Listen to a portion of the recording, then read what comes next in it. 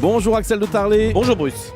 Alors aujourd'hui, cette question, est-ce vraiment une question? Carlos Ghosn est-il trop payé? Je pense que tout le monde a à peu près la réponse, en tout cas tous ceux qui nous écoutent. Tous les salariés de Renault, y compris le comité de direction, verront leur salaire gelé cette année, tous, sauf le patron, Carlos Ghosn. Alors il touche combien? 13 millions d'euros. C'est bon, on a la réponse. C'est colossal. Non, mais si vous comparez Philippe Varin, par exemple, le patron de PSA, lui, il touche 1 300 000, donc 10 fois moins que Carlos Ghosn. Alors que franchement, Peugeot et Renault sont dans une situation similaire en France. Oui, mais Carlos Ghosn dirige aussi Nissan au Japon. Bon, c'est quand même normal qu'il soit plus payé. Alors attendez, même là aussi au Japon, sa rémunération est totalement en norme parce qu'en tant que PDG de Nissan, il touche, figurez-vous, 7 fois plus que le PDG de Toyota. Toyota qui est quand même leader mondial et en bien meilleure forme que Nissan. Non, par tous les bouts qu'on vous prenez cette rémunération, c'est totalement hors norme. D'ailleurs, Pierre Moscovici et Arnaud Montebourg lui ont demandé, alors qu'ils sont au capital de Renault, lui ont demandé de faire un effort sur sa fiche de paye. Mais apparemment, Carlos Ghosn n'a pas l'intention de demander un gel de ses revenus. La rigueur, c'est pour les autres, pas pour lui. Est-ce que ce n'est pas le prix à payer pour avoir un très bon patron? Non, ce genre d'attitude est totalement contre-productif. D'abord, on imagine la rancœur des salariés de Renault qui constatent que leur patron, lui, ne fait aucun effort.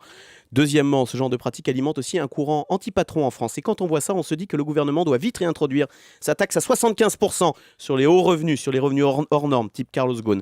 Et puis 3, enfin, en se comportant ainsi, le patron de Renault prête le flanc à une critique qui lui est souvent faite, c'est qu'il se désintéresse de la France, qu'il se désintéresse de Renault. Pour lui, l'avenir du groupe, c'est Dacia, le low cost, au Maroc, etc. Et puis c'est Nissan qui est présent sur les deux grands marchés, les États-Unis, la Chine, deux marchés où Renault n'est pas présent. Donc, ce comportement du toujours plus est non seulement choquant, mais en plus contre-productif, et c'est quand même inquiétant parce qu'on parle là de l'avenir de Renault, l'un des plus beaux symboles de l'industrie française. La personnalité du jour, Nicolas Sarkozy. Qui avait bel et bien envisagé le retour au franc fin 2011, au pic de la crise. Bruno Le Maire, dans son livre Jour de pouvoir, rapporte cette confidence de Nicolas Sarkozy. Personne ne sait s'il y aura encore l'euro à la fin de la semaine.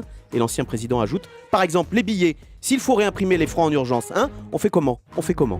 Non, c'est vrai que cette confidence de Bruno Le Maire dans ce livre est étonnante. Alors, quand vous dites qu'il avait envisagé le retour au franc, c'était pas volontaire. Non, c'était à l'époque. Il a pensé qu'il y serait contraint. Que l'euro allait imploser. Attali disait à l'époque, l'euro ne passera pas l'année. Au gouvernement, on disait foutaise. Et ben en fait, non, on s'inquiétait réellement. Merci beaucoup Axel de Tarlet.